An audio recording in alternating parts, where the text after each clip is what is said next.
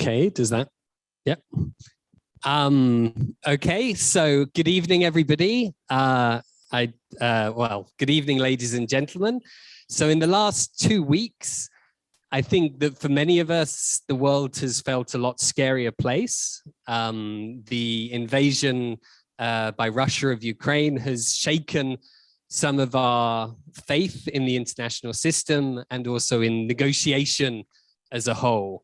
Not to mention other people across the world also suffering from conflict, the effects of climate change, and also poverty.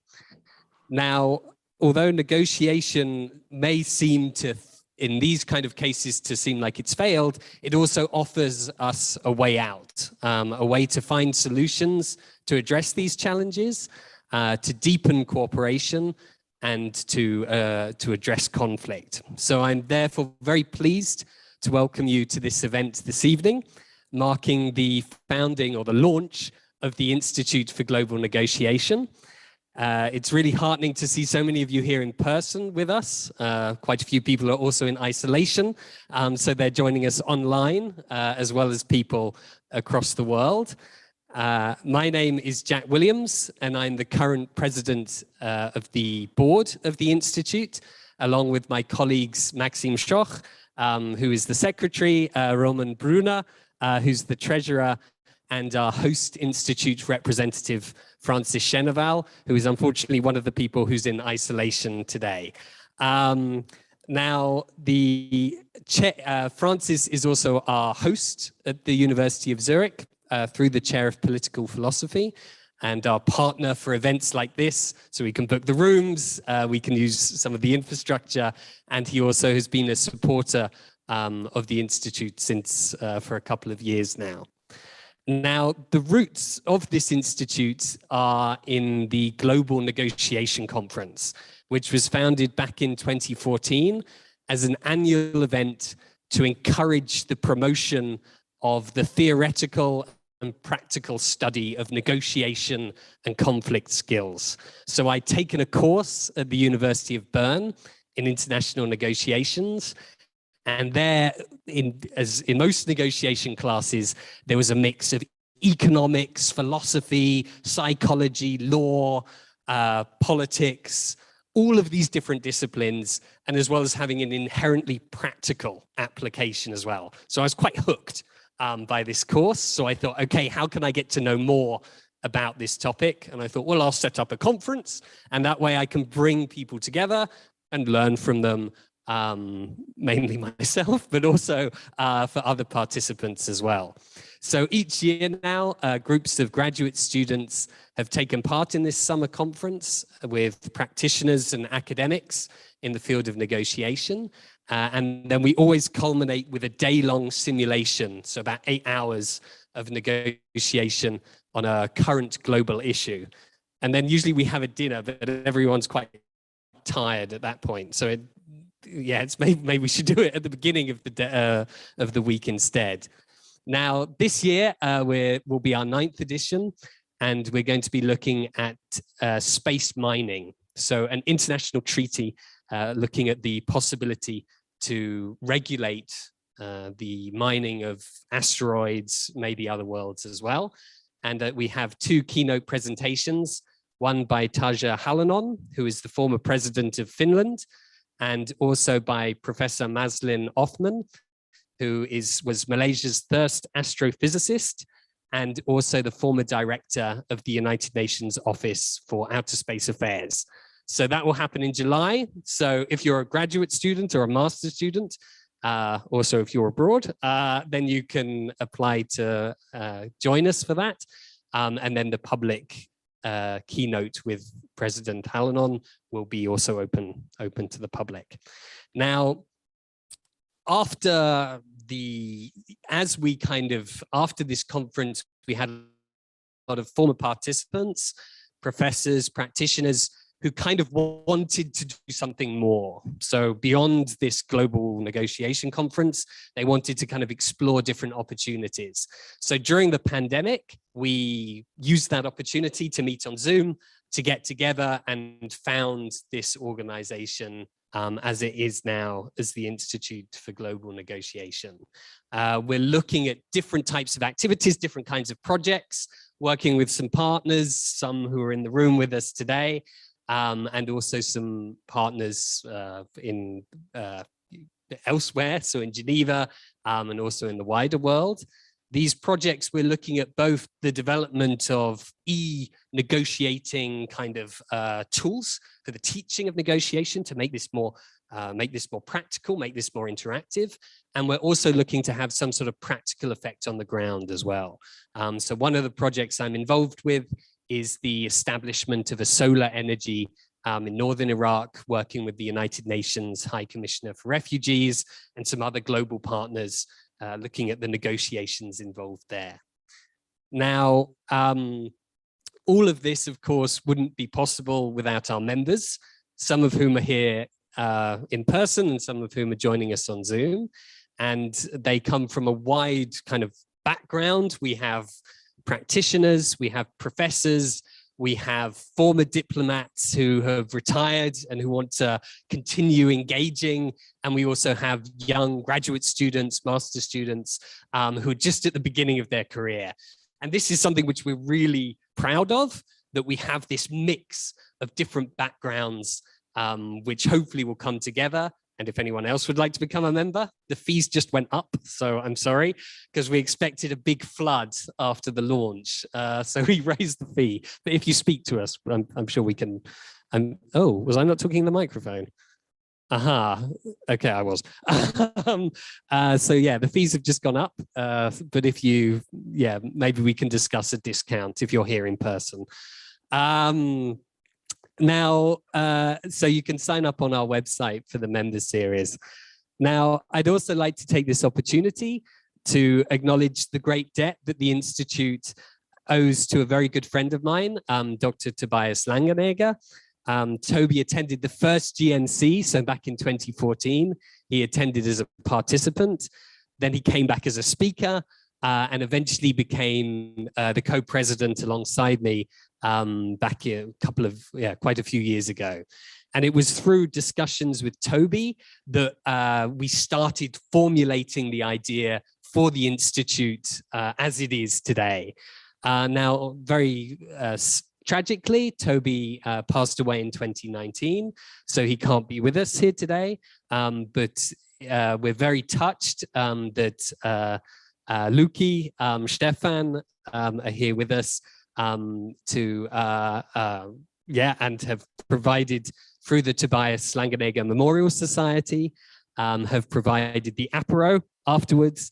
And we also look forward to collaborating with them in the future and keeping that link with Toby, who was the roots of the Institute as well.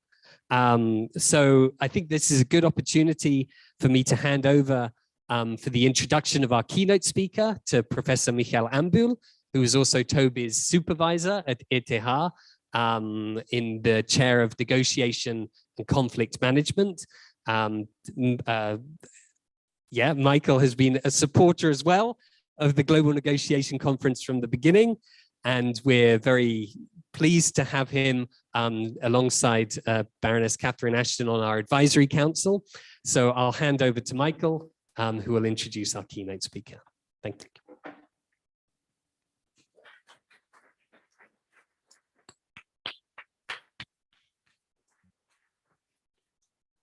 Thank you very much, Jack. Honorable guests, ladies and gentlemen, dear colleagues and friends. It's a great pleasure to welcome you to today's event celebrating the launch of the Institute for Global Negotiation, which was officially launched already a year ago. It's always good to be a bit faster with the substance and the celebration a bit later than the other way around. It's a particular honor to welcome our keynote speaker, the Right Honorable Baroness Catherine Ashton, who will speak about a very fine subject, namely global negotiations, challenges, and opportunities. Lady Ashton has made an extraordinary career. She is a former vice president of the European Commission and a former EU High Representative for Foreign Affairs and Security Policy. Informally and totally incorrectly, I could say she was the EU Foreign Minister.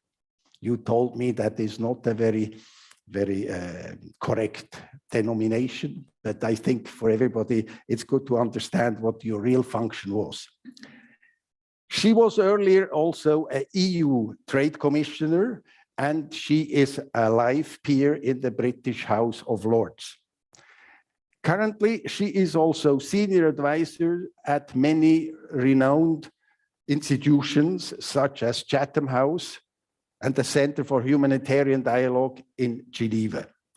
She is the Global Europe Chair at the Woodrow Wilson Center. And last and most importantly, as Jack already pointed out, she is the chair of the advisory board of our newly established, very distinguished Institute for Global Negotiation. Baroness Ashton earned wide praise as negotiator, leading, among many other things, the so-called P5+1 talks with Iran, which are currently undergoing new development. She was also very active. She was the chief mediator in the agreement between Serbia and Kosovo. I'm sure she will talk about this, and I'm also sure she will also touch upon the horrifying war in Ukraine.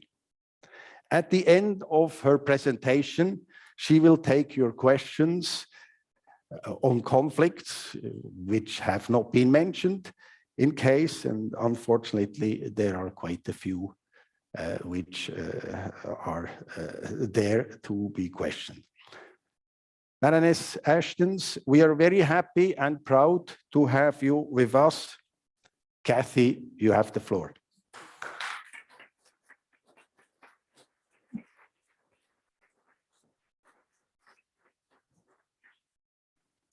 Thank you, Michael. That's really a very kind introduction. I always find myself blushing.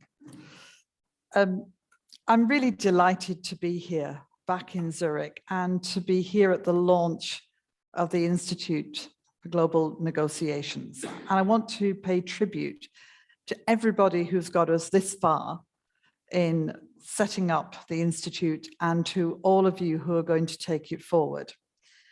It won't surprise anyone here that it was Jack's enthusiasm that captured my attention, and I want to pay a special tribute to him. His mum and dad are over there.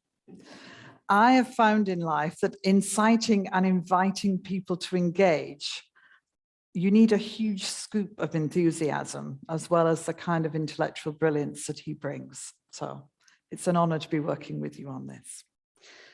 But of course, when I said yes, I didn't realize how much our world would have changed. The conflict in Ukraine is much on our minds. We've had a failure so far to get a new deal with Iran in Vienna. Think of the troubles in Myanmar, where democracy has, for the moment at least, been paused. The challenges in the Western Balkans as they seek a European future. The ongoing crises in Libya and Syria and the Sahel, and I can go on. All of these can only be resolved by the expertise and experience of negotiation and conflict resolution. In the end, that's all there is, and that's what makes the Institute even more important. When people here thought about what it should do, there were a couple of things that really struck me as important. The first of these is the idea of bringing together academics, students, and practitioners. I have long said, and particularly when I was in office, that there was too much of a disconnect between those who study and write about negotiations, mediations, foreign policy, and those, if you like, who practice it. We have some crossover. But as a general proposition, I would argue that we don't have enough of bringing together that expertise in the same place. And I know that one of the ideals for the Institute is that we should see people who are capable of doing both, who can write and study and think about negotiation, to be given the space to do that, and also then practice it, and vice versa. Because if we can do that, we can enhance the capabilities before us.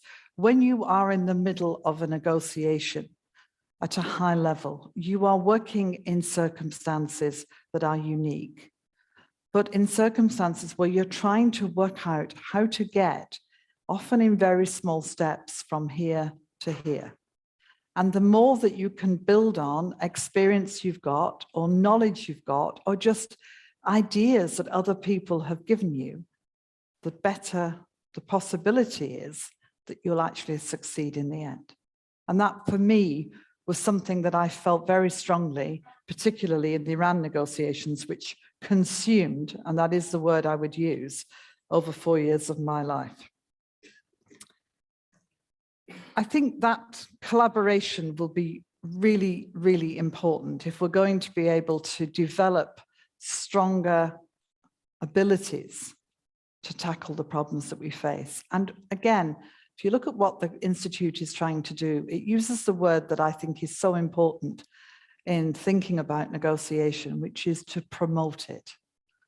You know, too often, and this is an experience I had many times, when conflict arises, whether it's a hot conflict or it's a cold one, whether it's an issue that you can see has the potential to spiral out of control, or whether it's already done that. What people want is instant resolution. They want the photo of it being resolved. They want to see action. And often what you need is quiet diplomacy, working in the background, behind the scenes, to try and move things forward. It's always happening, but it is by definition almost unseen. And so promoting this and explaining that this is how things get resolved is a really important and significant part of what I think needs to happen, particularly in a world of 24-hour media and constant Twitter feeds. The picture, movement, the story moving on is something that you will be constantly asked about if you're trying to do a negotiation. Again, just thinking about the Iran negotiations, we would have hundreds, and I mean hundreds, of journalists wanting to know what was happening, camped out almost. We gave them nice hotels, actually, they were fine. But being there, wanting to be able to talk more about what was happening, understandably. And of course, in a delicate negotiation, the last thing you can do is talk. To give any hint of where you've got to is to give information at a point when you've not reached conclusions, you're simply in the middle of discussion. And as you will all know, those are moments when it looks as if you've kind of been one side more than the other, because you've not got to the conclusion. And that can be incredibly difficult, dare I say dangerous, if people get the wrong end of that and think that things have moved in a direction that they cannot support. But I want to begin by talking a bit about Ukraine and then draw some lessons that I've learned from my experiences in negotiation. And there are plenty of people who've got different lessons, maybe better ones than I've had. I go back on Ukraine to the moment that President Yanukovych of Ukraine walked across a lobby in a hotel in Vilnius in Lithuania and said to me, "I cannot sign." It was an agreement that had been negotiated over 7 years that brought what we call an association agreement into being between the European Union and Ukraine, largely focused on the potential for trade and investment, which would have made a dramatic difference to the economy of Ukraine, much more initially than it would for Europe, but with the potential to develop that relationship into the future, and also to look at issues like regulation, to start to develop the links that would have made Ukraine a stronger democracy and tackle some of the concerns, especially on corruption, that worried investors at that present time. The failure to sign it led to demonstrations that you all watched on television, the Maidan demonstrations. Maidan is a word for square in Ukraine. And so Maidan was the main square in Kyiv where people came together. Yanukovych complained that they were all extremists. I walked across the square many times. They were not. There were people from all walks of life who'd come to complain that he had stood on a platform of signing this agreement and giving greater opportunities for the people. And he had, as far as they were concerned, reneged on that promise.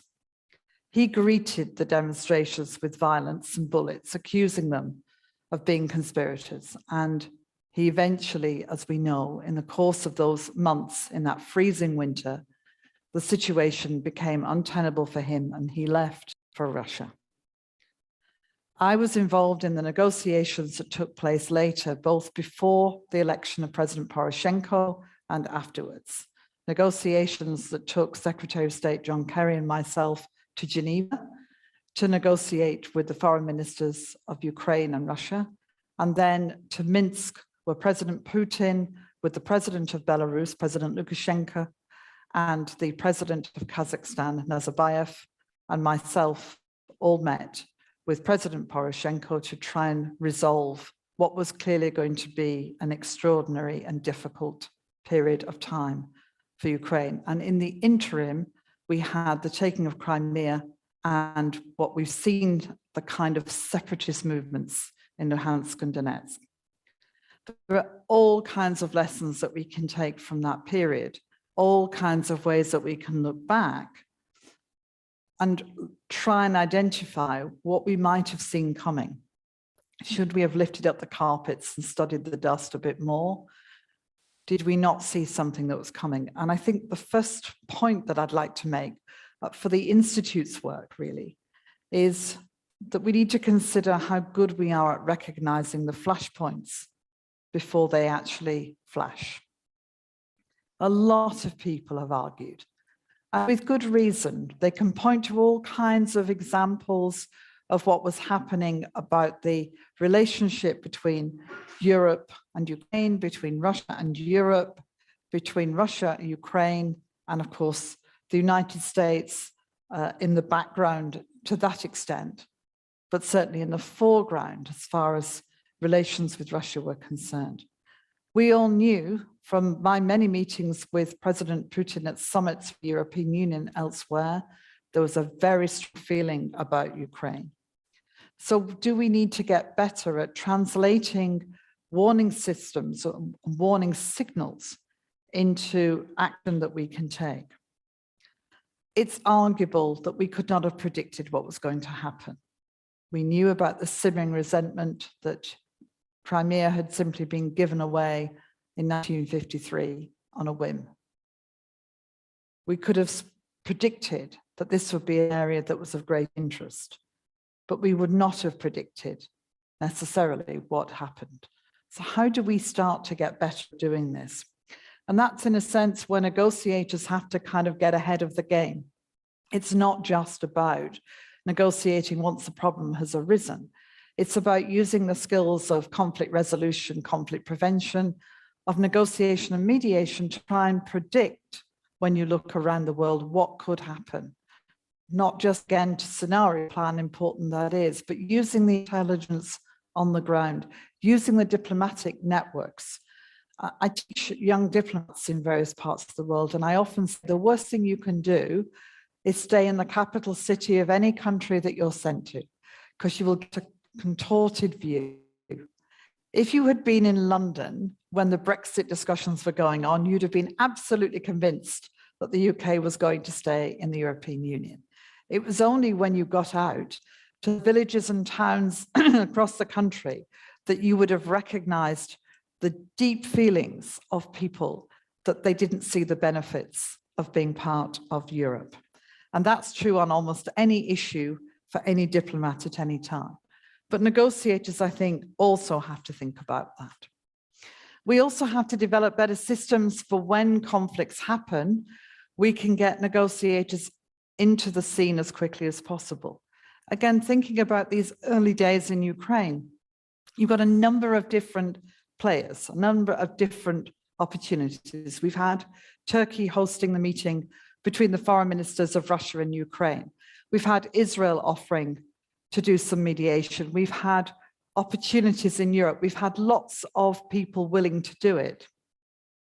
I wonder, do we need to get more systematic in what we do and finding ways that independent or negotiators who can be trusted can play a bigger part earlier on?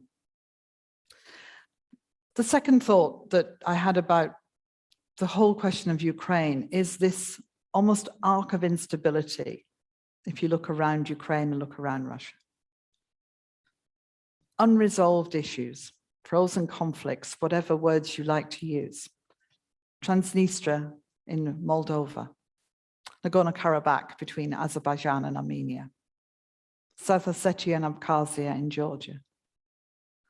All of them have been stuck, certainly for longer than I was in office, and some of them considerably longer than that. How do we move these frozen conflicts away from the freezer?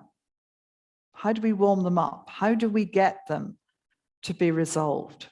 Because what we see happen is we get a conflict that becomes frozen. In Georgia, it's about where the barbed wire is. I used to get text messages saying it's just moved 2 inches, because that became the symbol of whether there was activity or not. But there they are, stuck. How do we find ways to unstick them and to move them on into resolution? We get the conflict, we create a process, it goes nowhere, we keep at it. So what do we do?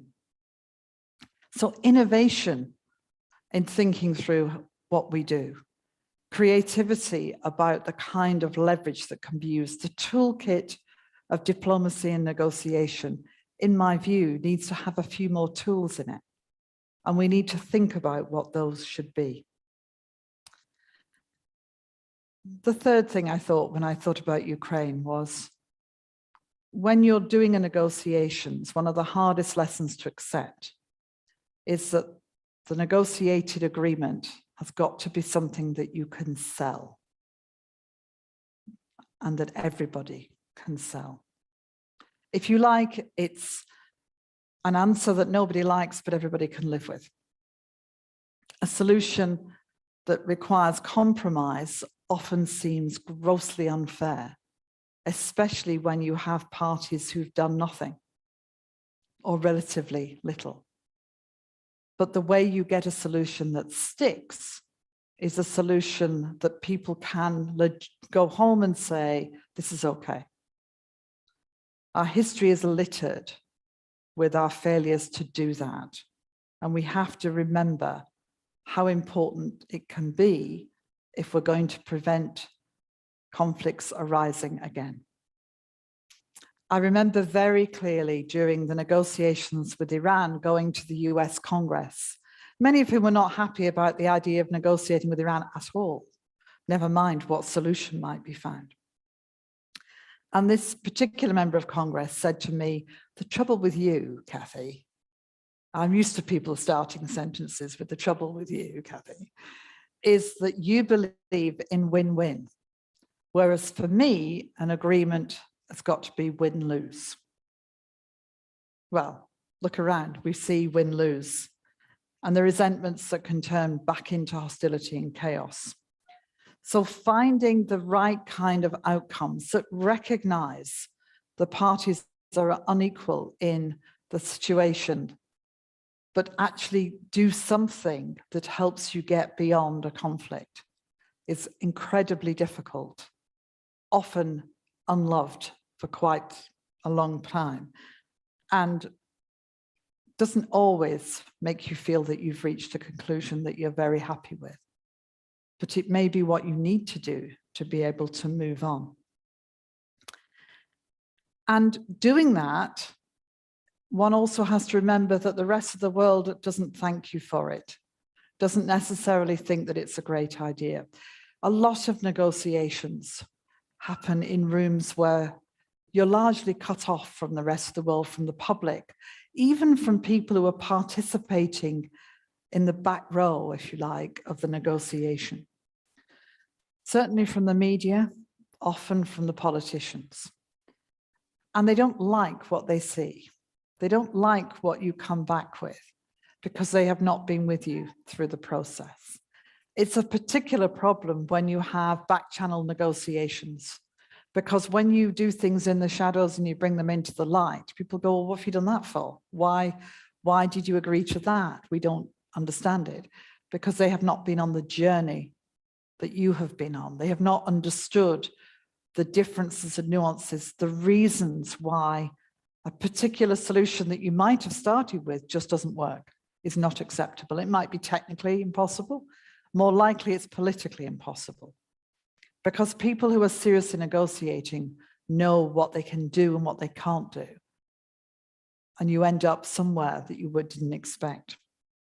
But it brings me to something I talk about a lot, which is the jigsaw puzzle.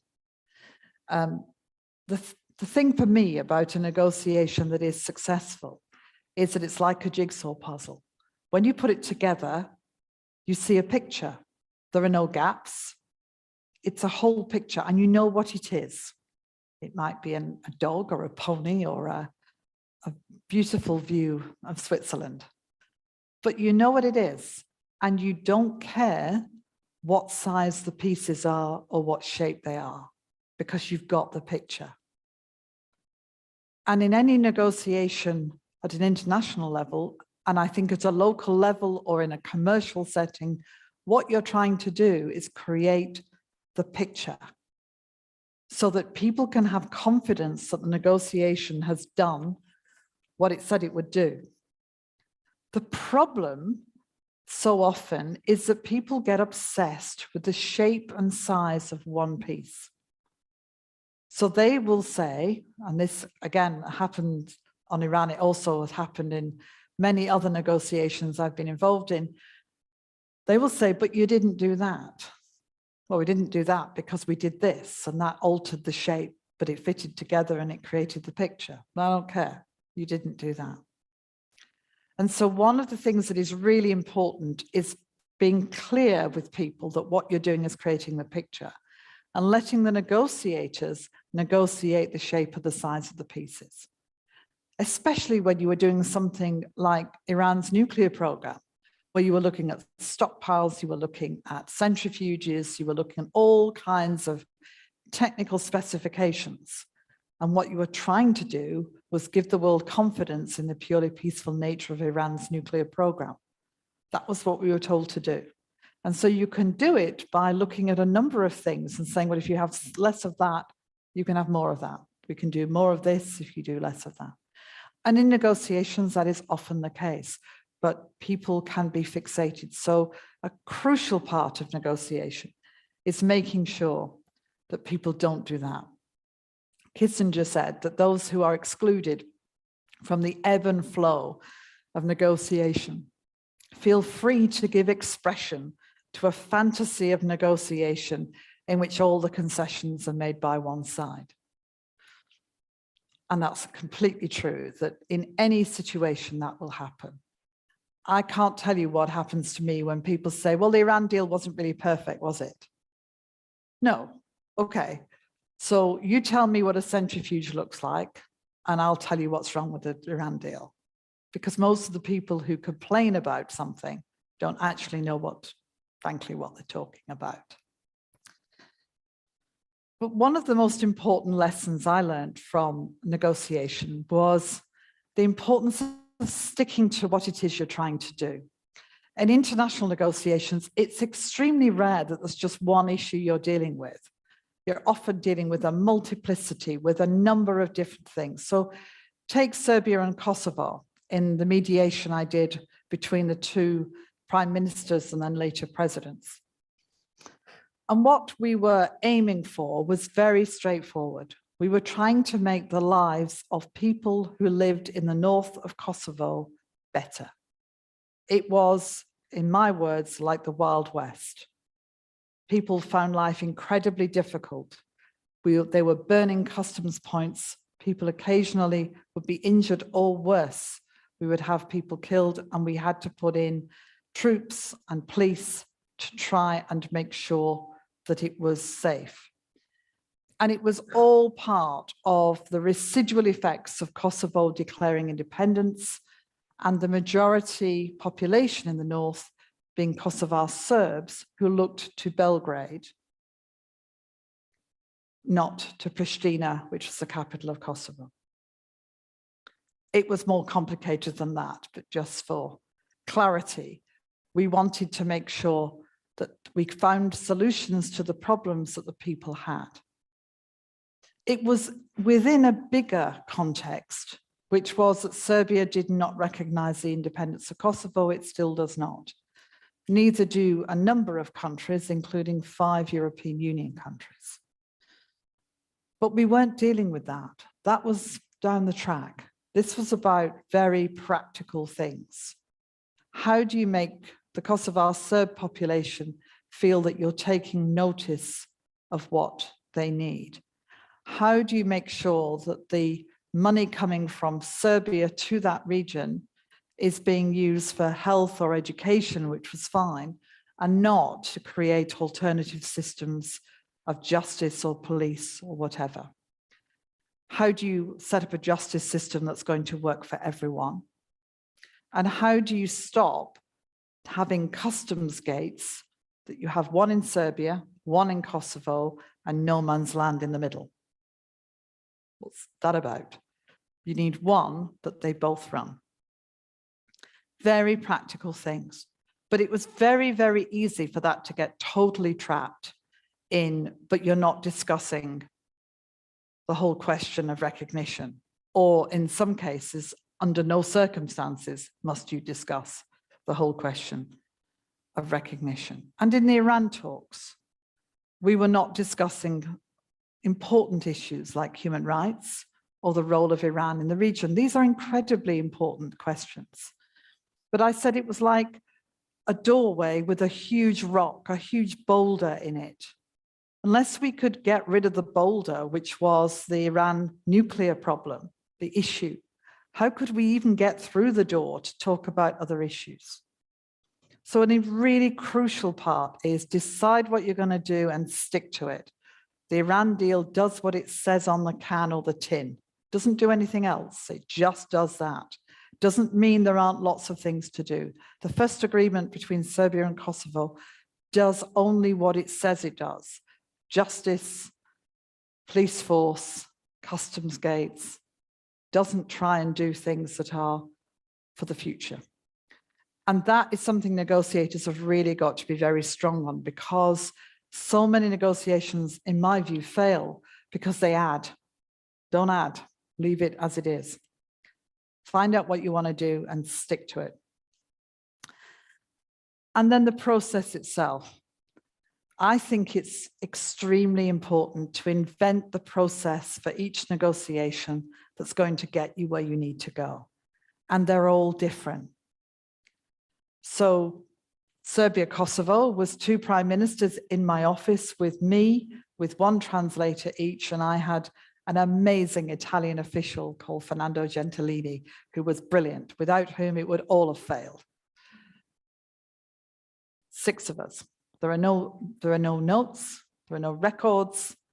We talked for sometimes up to 14 hours a day. And the purpose of that was to give them a place where they were secure. In fact, they got to the point where they wanted me to name rooms after them in the building because they felt they deserved it. They'd spent so much time there. And if I didn't invite them for a couple of weeks, they'd ring up and say, when are we coming? The point was they could do things in that space in Brussels that they couldn't do at home and they couldn't have done in lots of other places. It was a kind of informal but formal meeting. We had a little place where we'd have dinner, a table just big enough for the 6 of us. And they would sit and talk. Often we would say nothing, Fernando and I, for hours, because the idea was to get them to find solutions. And over time, you saw the solutions and the relationship emerge. The first time that their officials came into the room where they'd been chatting and had dinner and saw them together. I mean, these were people who'd never met, who were enemies, who had a hatred built into their being, if you like, of what each other stood for. And the officials stood there with their mouths open because they couldn't believe it. And you realized how quickly things become a different normal, given the right circumstances. What they knew was they could trust the process. What I said to the press was agreed with them, every word, every comma, every full stop. And I said nothing else ever. They knew that they could come in and try out an idea that they hadn't got permission to do. They hadn't agreed at home, but just to see where it went. And it would stay in the room and not leave. It was a process that worked for them. And in the Iran talks, I developed a process that was completely different. It was 3 days long each time. Why? Because we were talking about issues that had huge technical implications. By the time you've flown to some location that usually the Iranians chose and settled in, you needed space and time to do plenaries and bilaterals and multilaterals, to fall out, to shout, to go and ring home, to talk about other things. And for the technical people to come back and say, yes, that works, no, that doesn't. To have computers working all night sometimes across the world, calculating whether what we were talking about was going to work. It developed into what our Chinese delegation used to call the family. It was a group of people who came together and who were able to work through issues that were incredibly complicated, but where the politics was even more so. It also gave me the chance, because my role as chair of it was to chair the 6 countries. In other words, to be able to keep the team on our side together, which was not always easy. China had a different viewpoint to France. America had a different viewpoint to Russia. Germany and Britain would often agree, but would have different points they wanted to make. And making sure that it held together mattered for 2 reasons. One, that the Iranians could rely on it, that if they heard anything from any one of them, that it would be something that everybody agreed. And secondly, they couldn't divide us either. They couldn't find a way through that would make the talks collapse for that reason. Process really, really matters. And one of the things the Institute will have to think about is how to play with that, because in each negotiation, you need a different way of working, maybe a different place, maybe a different set of characters, maybe different cheerleaders. And that brings me to my final point, which is collaboration. It's not only about the people who are negotiating, it's also about the cheerleaders to the side. We would keep people informed, 20, 30 countries who we would brief on what was happening on the Iran talks, not the details, but the kind of what was going on both sides, if you like. People who would, as far as Iran was concerned, be countries that they could talk to who they felt understood their position. And equally, those who were most concerned about what was happening, not least Israel, but also the Gulf, the region around Iran as well. For Serbia and Kosovo, the Americans were incredibly important to Kosovo. A wonderful diplomat called Phil Rika was at our discussions every time we met, but not in the room. He was in the embassy in Brussels for the US, and he would come out and talk, particularly to the Kosovars, to make it clear that there was support for what we were doing and that we were working together. In countries like Germany, who were incredibly important to Serbia, they would be in the background. So you've got a kind of cheerleading group, and also a group who, if you are successful, will come out and say so, because that is also part of success, is when people feel they've done something that is incredibly important. So lots of things that I've learned, lots of areas that if we can improve on, if we can improve what I've called the toolkit, we will do better. But I really hope that the Institute will be a kind of monument to diplomats and negotiators, because they often work quietly and in the shadows. You don't see them. You don't meet them. They're not the people, the politicians are the ones who come out at the end. They have to.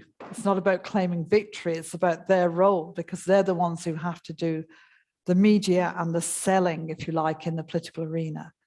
But it's the people who've worked for weeks, months, often years, very quietly to find solutions, who I hope we will recognize and applaud in our own way tonight. Thank you.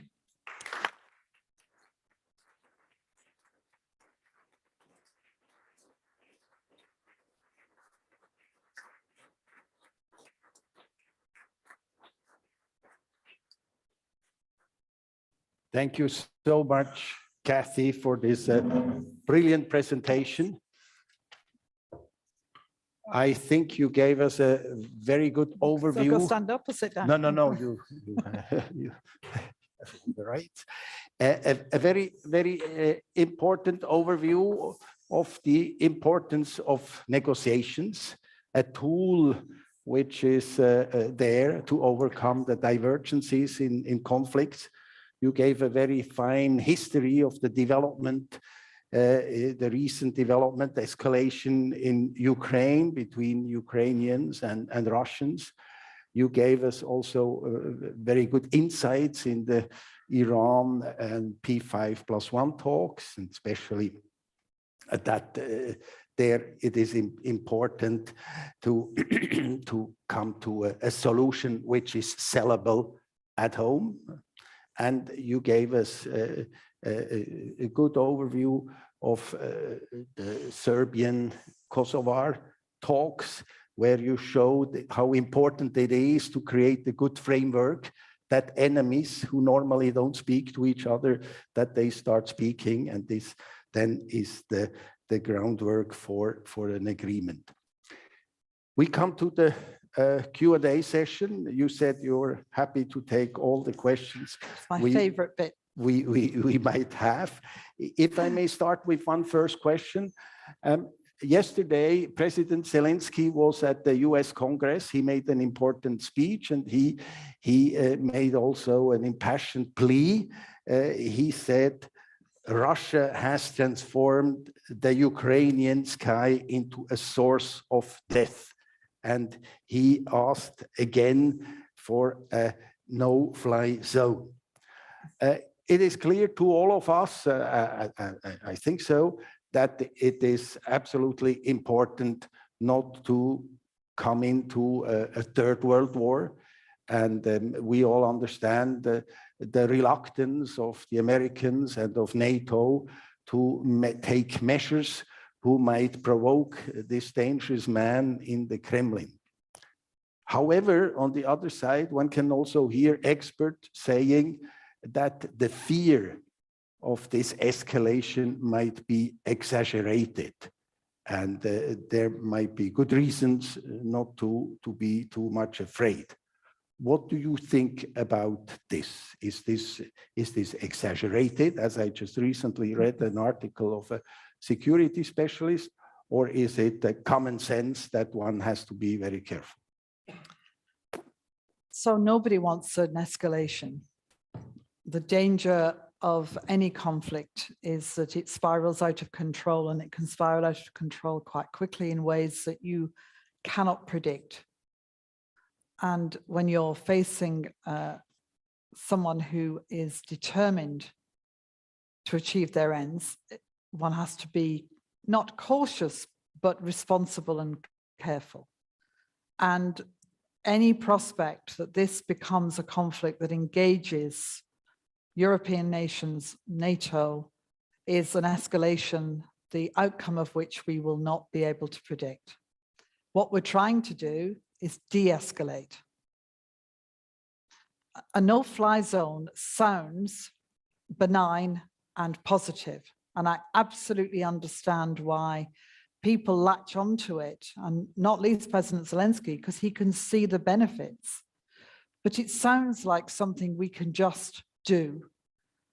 but actually it involves using the military, often to take out the capacity of planes to fly. So in some circumstances, probably not here, you would be knocking out airfields, radar, and so on, before you put anything in the sky, so that people can't fly. And you then have to be prepared to knock out anything in the sky.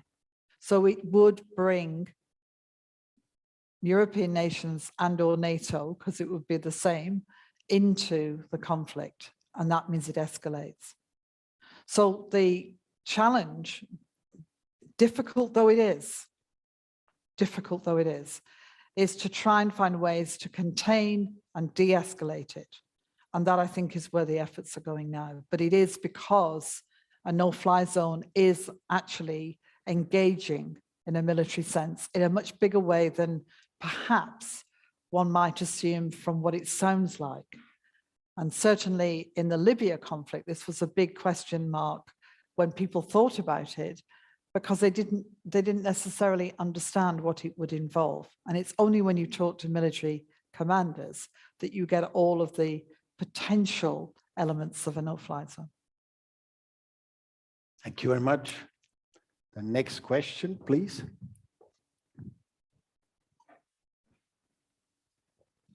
Hello. Hello. My name is Timo, and thank you very much for Pleasure.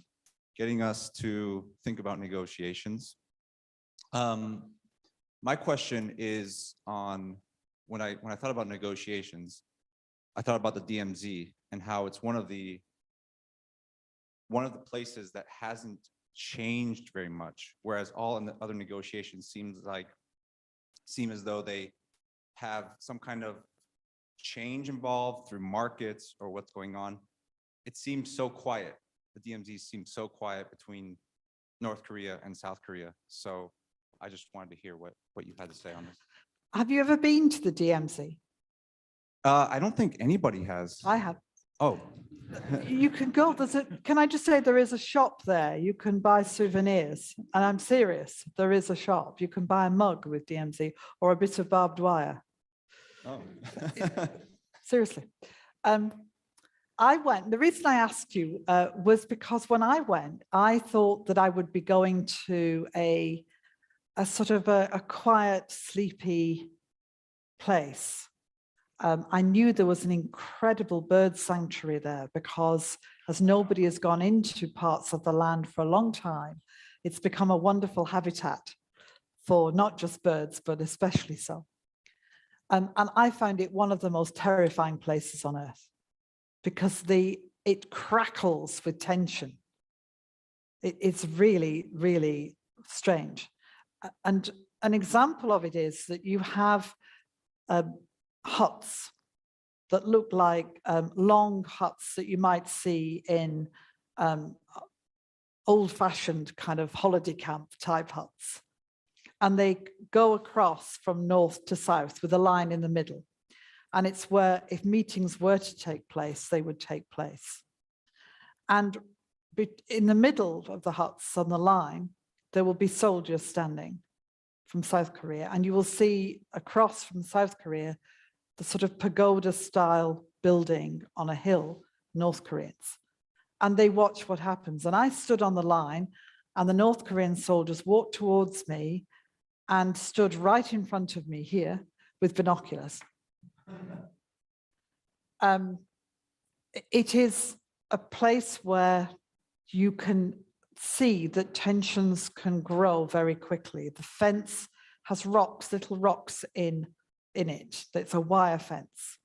And these are checked all the time to see whether anyone's tried to come through the fence. If there's a rock on the floor. It is incredibly strange, fascinating. And there is a shop, but absolutely strange. But your point is a really important one. And it goes back to this point about conflicts that never get resolved. Is that we do have circumstances where between the North and South, there is a ceasefire, there is no agreement. So the war, in a sense, some would argue, has never ended. And as long as people can stay calm, it'll be okay. But we know, do we not, that that situation has from time to time become extremely dangerous. And of course, we know while we're all looking at Ukraine, that missile launches have been going on from Pyongyang, which we've sort of not really taken into account. I'm sure people are, but it's not hitting the news in the way that it would. We have to find a way to get beyond these. And that's a challenge, I think, probably not for my generation, but the next generation of diplomats and negotiators, because these are not places that they look stable on paper, but they're really not. So do go if you get the chance, because you can, from Seoul, you can go on a tour. It sounds really bizarre, but you can.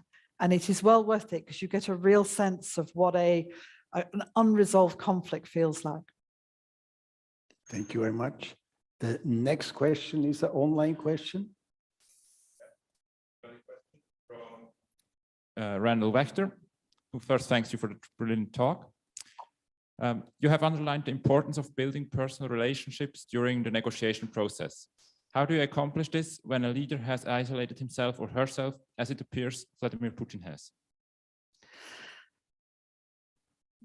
There is a line that you never cross in a negotiation, and the line is called going from building a relationship for negotiation to crossing over to the other side, as I would call it. In some negotiations, you're trying to resolve problems where you may end up liking the people that you're dealing with because you're not engaged with that, and maybe it's not about a conflict. But in most circumstances, you're dealing with things that are incredibly difficult, where people's lives have been destroyed. And by definition, you're not negotiating with your friends. You're negotiating with people who are often enemies in a very real sense.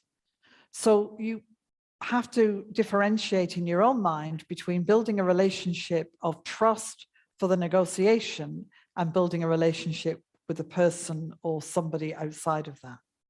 And in a negotiation, what I mean by building a relationship is understanding who they are and what they need and what they want, understanding the pressures on them, because nobody comes in without pressure from outside. Mm-hmm. And they may be more reasonable than the people outside, which means they can't do what they might like to do. And you have to understand that. Sometimes it's about simply recognizing that you're not getting anywhere with someone, that they're not interested, and just stopping the negotiation, at least temporarily. So the relationship is about that kind of rapport. And I would add to it, knowing that there may be opportunities where you can sit and talk together about issues to do with the negotiation and keep what is said absolutely in the room. Many negotiations with the Iran team, I would be with their chief negotiator for many hours on my own. He and I would just talk. And it was a way of trying to unpick and understand not only the technical issues or the political issues, but each other's political systems. Because you assume a lot about how somebody else is operating. You assume a lot about how their world works, and they assume a lot about you. I've often had negotiations where people have assumed that we can control the press. Ha ha. Right? But they say, well, why can't you? Why can't you just stop them doing that? Well, we don't. It's called a free press. Or where they assume if somebody says something, that it must be under our control. Well, if a member of Congress says something, certainly not under anyone's control except their own, or a parliamentarian or an academic, they assume that there's more control. So it's really, really important, but it's not about moving into that other world of building a relationship where you start to think, oh yeah, they've got a point. Yeah. Maybe there, yeah. Thank you. I wanted to follow up on 2 points. One is more out of curiosity, and one is more a little bit of theoretical question. The first is, you mentioned the state of the association negotiation between Europe and EU and Ukraine. in this process, were the Russians involved, or did they know about the process, or was it just a bilateral work? That was the first. And the second one, you described the situation when you have negotiations with two parties, for example, and you kind of become like a somehow familiar in-group. And I want to ask, maybe you can elaborate a bit on the potential danger that each negotiator loses the connection to his home base, or how you can deal with that difficulty. On your first question, this was a bilateral negotiation between Ukraine and the EU. What Ukraine did in terms of talking to anybody else was entirely up to them. We didn't engage a third party, whoever that would be, because that's not appropriate. But of course, Russia knew the negotiations were going on. We weren't hiding anything. The detail of it, we certainly weren't giving anyone, because that was a private negotiation, but the fact of it was certainly known. On your second point about the kind of building together and losing touch with home, it's a really interesting point, actually, because if you spend weeks together trying to work through a problem, you can end up with a solution that everybody says, well, we don't like that. And so built into the negotiations that I've done has always been checking back. We would spend 2-3 weeks in Vienna at a time in the hotel, never left, doing things. But there was a call back. Each country would be calling back each day. And we would be reconvening every day, 2 or 3 times, to see where people had got to, so that you kept everybody on track of your own side, so that people didn't wander off into an idea that wasn't going to go anywhere. And we would test ideas. So there would sometimes be a proposal from one country that another country would say, we can't deal with that. So we would discount it, and making sure people back home. But you're doing it in circumstances where you're also keeping it secret. So you're only talking to certain people, which is the problem of when the negotiation is over and people say, well, my jigsaw piece is not in there. So it's quite a challenge to do.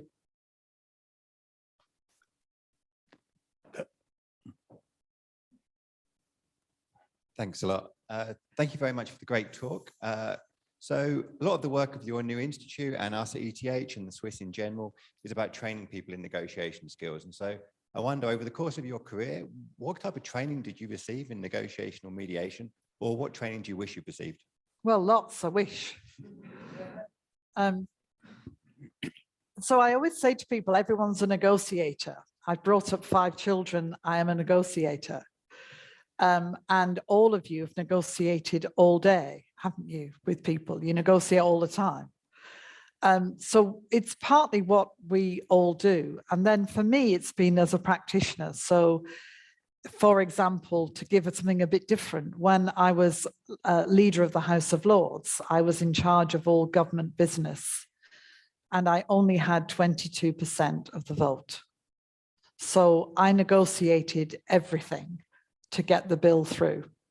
You negotiate to keep the opposition from joining together and having too many votes. So you're always trying to split the opposition. You negotiate around people's needs within a piece of legislation. So if somebody says, well, if we could just have that, and that is possible, then you do it. Okay? So you're negotiating back with your home department at the same time, or the department ministers, to try and get things to be easier and to try and get things through. And so it's just what I did. I've negotiated merging hospitals as a chair of a health authority. I've negotiated within government and outside, lots of things. So it just seems to be where I end up doing. But I would love to have had the chance from time to time to have gone and spent some time with people to talk about the theory of what I was doing. I sort of did the practice and then read the theory and thought, oh, that's what it was. I did read Getting to Yes, which was a bit of a Bible for me in my 20s when I was working in management consultancy. And there's lots of little techniques and tricks that I've picked up from negotiators along the way. But I think the more that the Institute can develop the opportunities to bring practitioners and if you like, the theory and the practice together, the more opportunity there'll be with to learn from each other, which will be fantastic. Can I just have a follow-up question? The negotiator is in a sandwich position. He has in the back the home office and in front the negotiator. What is your experience with this sandwich position? Which one was more difficult to convince? Well, it's a good question. Sometimes it's the home team. So in the Serbia-Kosovo negotiation, they were incredibly difficult, can I just say? But so was the home team, because the home team was 28 countries, all of whom had an opinion, of course, some of whom felt that what we were offering, because in the negotiations that they were doing, we were offering them moving closer to Europe in different ways. For Serbia, it was the opening of talks to become a member. For Kosovo, who were behind that and obviously weren't yet fully recognized, it was about trade and visas and so on. And so the contribution from the European side was going to be done by the member states of Europe. And I remember at 3 o'clock one morning, still negotiating with a couple of them, which I think mainly consisted of me shouting by then, but just trying to get things to work and finding problems I didn't know existed to do with minority groups or to do with particular politics internally and so on. So you often find you come across extra things you weren't anticipating, what I call noises off, that suddenly become incredibly important.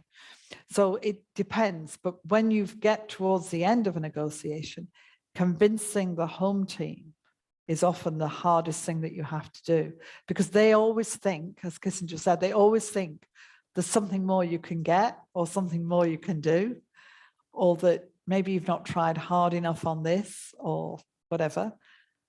And the temptation to say, well, you do it then. It's very strong.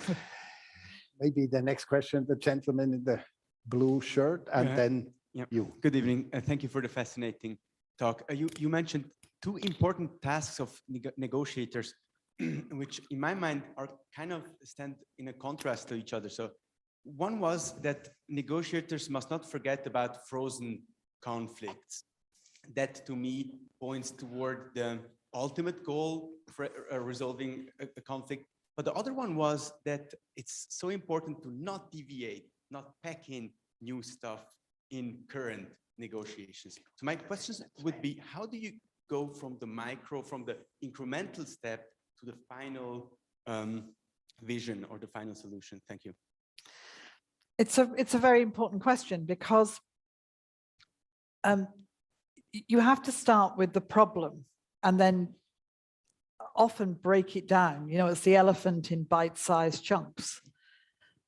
So if you take Serbia and Kosovo, what we were ultimately dealing with was moving the whole of the Western Balkans into the European Union, not least because when that happens, borders matter less. And you start to have regions who are trading better with each other because they're trading with the EU. There's a huge amount of poverty in those countries. The effects of the war and the collapse of Yugoslavia are still evident when you travel around, and getting people to feel they have a stronger future, getting younger people to stay in the region, and many of them leave. That's the ultimate objective. But you start from a position where these two have no relationship, don't talk to each other, and are not prepared to have any kind of conversation, and a whole mess in a particular area that is getting worse. And so you start with, that may be where we want to get to, but that's a long way down the track. So what can we do? And from my point of view, the most important thing was to try and see whether we could build a relationship. Back to my point, this is not about, you know, people getting on and becoming great friends, or that sometimes happens. It was about people understanding each other's point of view and being prepared to find an answer. And they were incredible, actually, because once they sort of started, they found ways through all sorts of problems. They weren't huge problems, but they were problems very successfully together. And that really mattered. And so you start that journey, really. When you come to a frozen conflict, what you've got to do, in my view, is start from the roots of the problem. How do we get here? Who are the key parties that need to be interested in this? Because they're often way beyond the people simply living in the area. There'll often be other players who have to be convinced of the solution. And you have to start trying to move forward again on building the confidence of the people who've been trapped in the frozen conflict, that actually this is about making their life better. And it's often not about trying to make them make choices that are impossible to make. So in the north of Kosovo, there are many of the Serb Orthodox Church, beautiful old churches and monasteries, 14th century. I mean, they're stunning. It is the heart of the Serbian Orthodox Church. So making sure that people felt they were protected properly and that they were open, access was available, and that they could look from a religious perspective to Serbia. I used to call it, you look culturally to Serbia, but you pay your taxes to Kosovo. It's that kind of thing. Not that the churches pay taxes, I don't think they do, but anyway. But it's that sort of ability. So you release the tension, you make people feel more comfortable, and then you gradually build out from that. Next online question.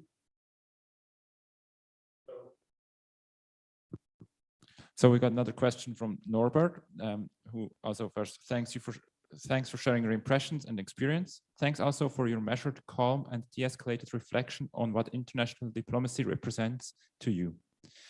You have shown clearly that emotions riding high are a major threat to conflict resolution. As a teacher of negotiation, my question is, where, apart from experience, did you learn to negotiate? What elements of formal training would you consider most effective? You mentioned diplomats such as Kissinger and colleagues that have obviously impressed you much. Who taught you most, and what were the most surprising lessons for you, apart from developing a win-win attitude to approach negotiations? I've never had any formal training, so it's hard to respond on the kind of formal elements. So let me say this, that if I were developing a course in negotiation, I would want to develop the creativity of a negotiator as much as I possibly could. Lesson 1, be creative, think outside the box, be determined that you're not going to let these people escape you, want to succeed, but be prepared to fail.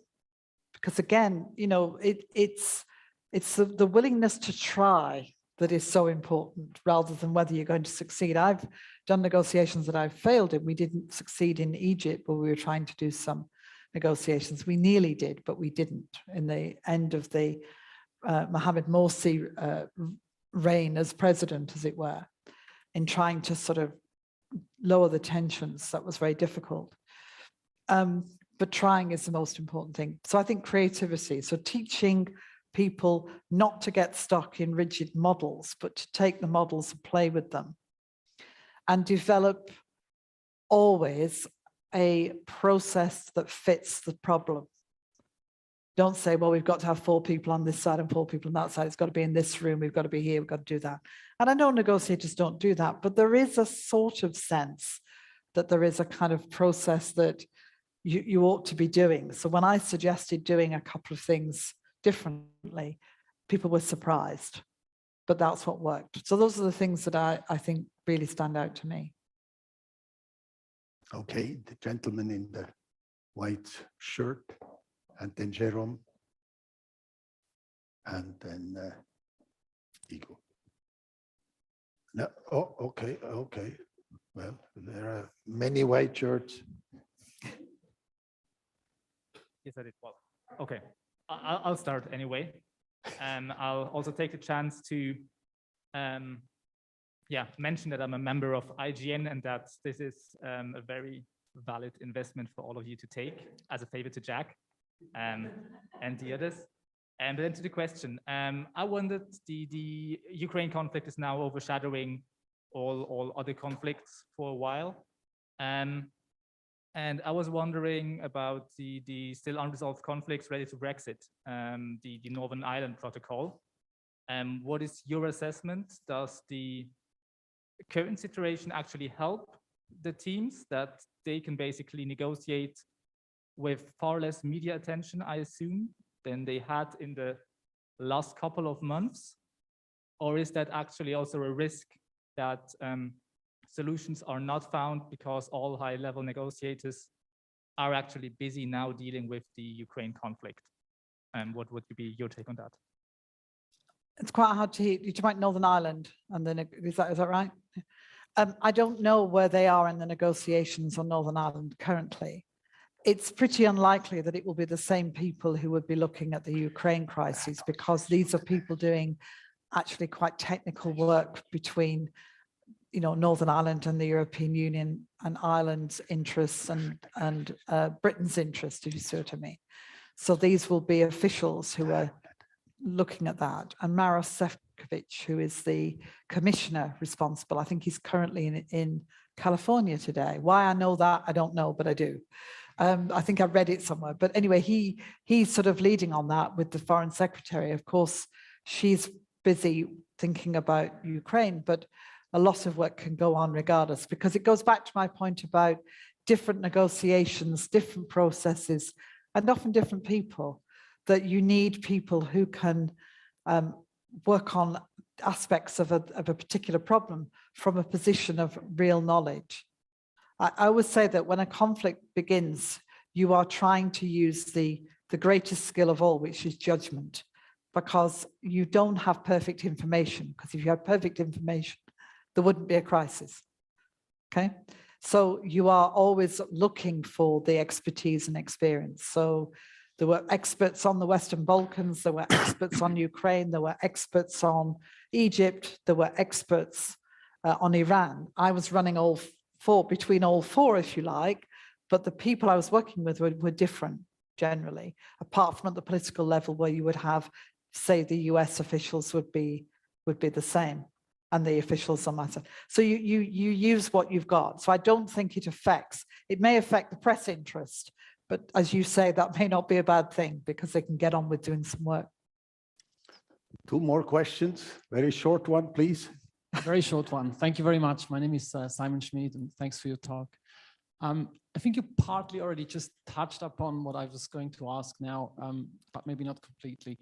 And I'm curious to know from your experience, when you watch a conflict from afar, nowadays, in times of deepfakes, how do you deal and how do you evaluate for yourself how true an information is? How do you deal with that, the veracity of an information, the reliability of a source?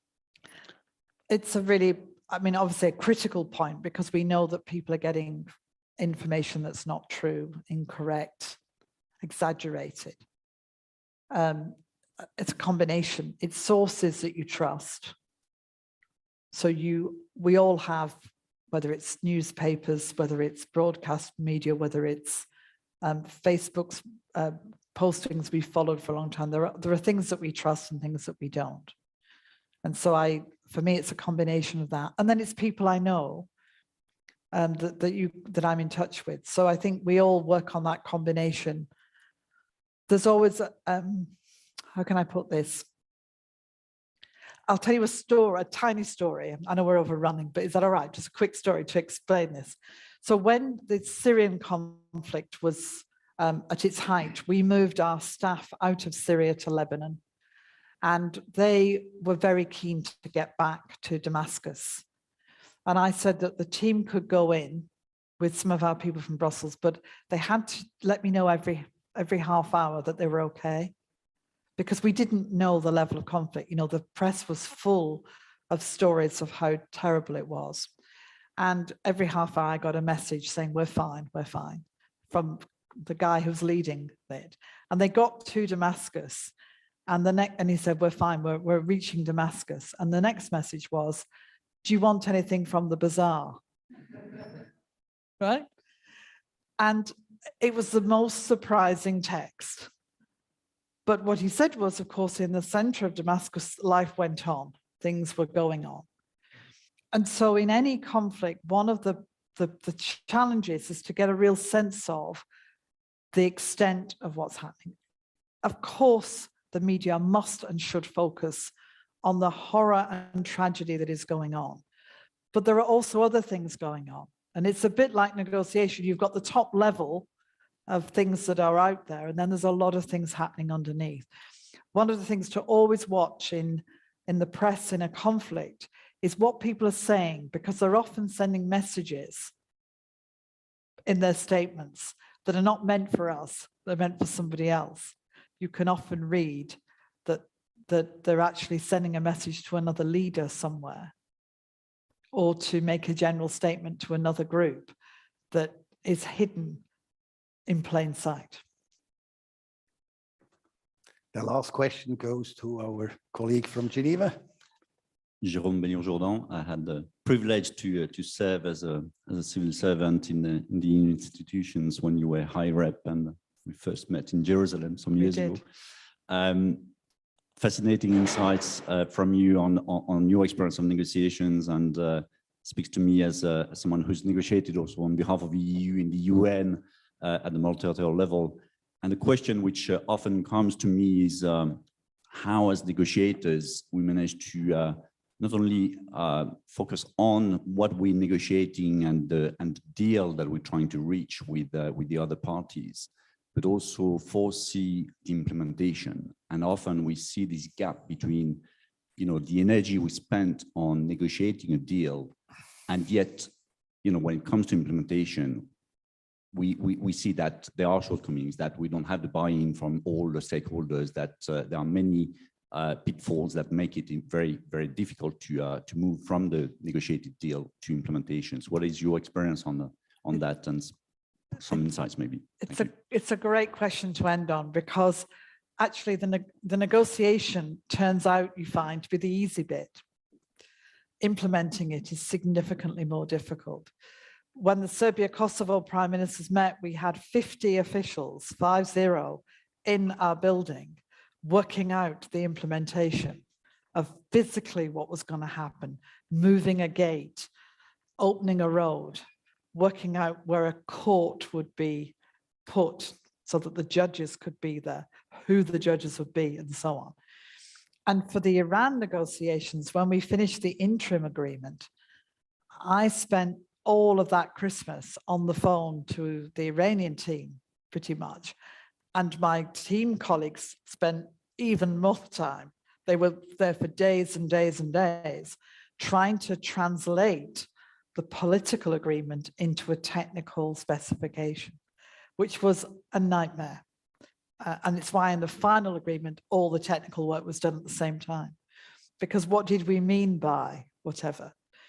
I think the implementation is always the trickiest part. And again, we see historically that a lot of the issues that are unresolved are when you've reached an agreement, but nobody's implementing it. It's actually one of the complaints made about the Minsk agreement with Ukraine and Russia, that nobody implemented it because they didn't want to. There are elements of the Serbia-Kosovo agreement that are not implemented because either the politics changes, governments change, and don't feel that they should be bound by the agreement, or don't want to because it's too difficult.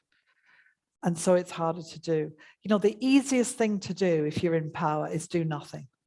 Just ride it out, It's the really great politicians, the great diplomats, the great statesmen and women of each generation who are prepared to take a risk. They're the best, really. Thank you so much.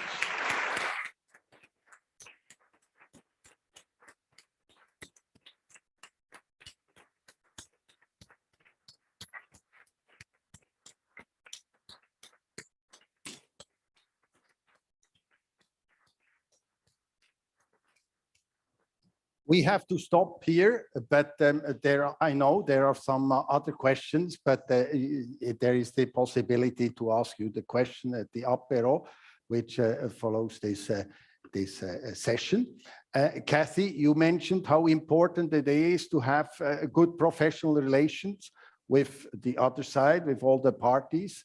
And you also mentioned how important it is that people are taught and have a good instruction in negotiation. So you gave a brilliant contribution to the teaching session tonight. We are very happy that you were at the University of Zurich. Last time when you were in Zurich, you were at ETH, at my home university. So next time we'll have to see that you are not too many times at our main competitor. And Kathy, we have here a little souvenir for you. It is, I believe, a nice scarf. Thank you very much. That's And it is a gift from Zurich. And in case you can also use it as a headscarf and go back to the Iranian dossier. Yeah. Thank you very much. Thank you very much. That's very